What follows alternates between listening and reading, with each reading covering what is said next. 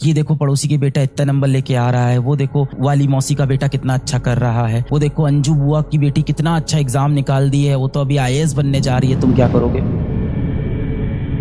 और अक्सर आप देखोगे जो बहुत गहरे दोस्त होते हैं ना, उनमें ये फोन वोन पे व्हाट्सएप वगैरह पे ज्यादा बातचीत नहीं होती है। हो सकता हो आपके दोनों के रास्ते भी अलग हो जाएं, हो सकता हो बातचीत भी कम हो जाए। और जो बहुत गहरे दोस्त होते हैं ना, वो जल्दी एक दूसरे से ये कहते भी नहीं है कि तुम मेरे बेस्ट फ्रेंड हो, तुम मेरे सबसे क्लोज फ्रेंड हो।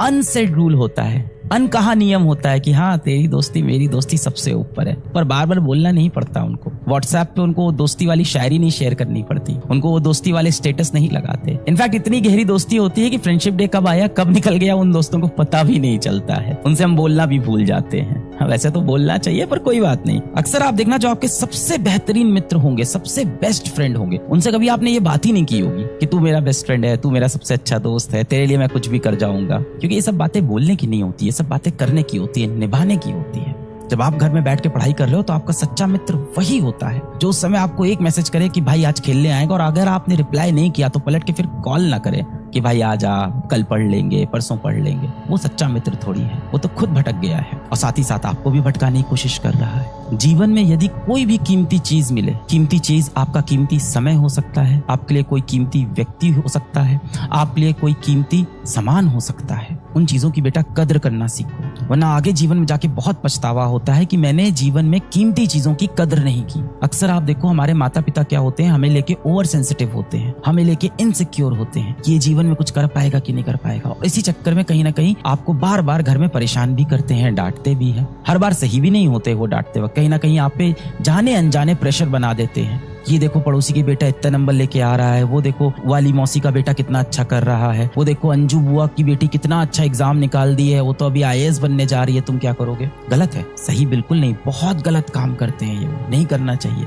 पर इसके पीछे का कारण समझते हैं ना, हम सब तो पढ़े लिखे लोग हैं। कारण क्या है? कारण है उनकी इनसिक्योरिटी। उन्होंने जीवन में आई उन अपॉर्चुनिटीज का, उन कीमती चीजों का कदर नहीं किया। वो चाहते हैं कम से कम जो उनका बेटा है, उनकी बेटी है, वो कदर करना सीखे सही चीजों की। This is all they want for you and I am not at all saying कि जो पेरेंट्स आपको डांटते हैं, जो आपको कंपेयर कर देते हैं दूसरे लोगों से, दूसरों के बच्चों से, वो सही है, बिल्कुल भी सही नहीं बेटा, वो बहुत गलत चीज है। पर उसके पीछे कारण देखो ना, शायद उनकी परवरिश ही ऐसी हुई है। उनके जमाने में हो सकता हो लोग इतने अवेयर ही नहीं थे, उनको किसी ने इस चीज की शिक्षा ही नहीं दी कि बच्चों को कंपेयर नहीं करना चाहिए। उनको नहीं पता ये सारी बातें, आपको पता है ना। अब देखो आप जिस दिन माता पिता बनोगे, आप तो अपने बच्चों को नहीं कंपेयर करोगे ना लोगों से, इतना तो आपने अपने जीवन से सीख लिया होगा ना, कहीं गलत चीज तो नहीं सीख ली है। कई बार क्या होता है कि हम लोगों से बहुत दिल लगाते हैं, बहुत प्रेम करते हैं, सब अच्छा करते हैं, अपनी तरफ से पूरे ऑनेस्ट रहते हैं, पर दुनिया कठोर है, दुनिया हमें छल दे देती है, सामने वाला व्यक्ति हमें छल दे देता है, हमसे चीट कर देता है, हमें धोखा दे देता है, हमें तड़पा देता है, परेशान कर देता है, एक बार बात करने को आपको तरसा देता है। आप बोलते रह जाते हो प्लीज मेरे मैसेज का रिप्लाई कर दो, प्लीज कॉल उठा लो, 10-10 कॉल आप करते हो, ब्लॉक हो जाते हो, दूसरों के नंबर से कॉल करते हो, और फिर आपके इस इनोसेंट से दिल में चोट पहुंचती है।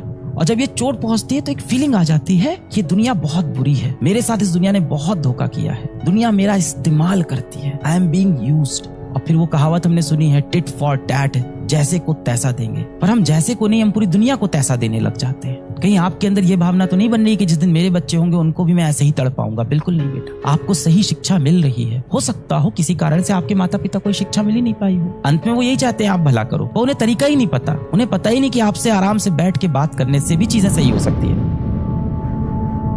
आपको लगता है कि मैं अपने दिल का ये बोझ कैसे उन माता पिता को दूं जिनके ऊपर पहले से इतना बोझ है। परिवार वाले उनको टारगेट करते हैं कि तुम्हारे बच्चे क्या कर लेंगे, तुम्हारा घर तो इतना छोटा सा है, इतने गरीब घर से तुम आते हो, क्या होगा तुम्हारा, हर जगह उनको जलील करते हैं।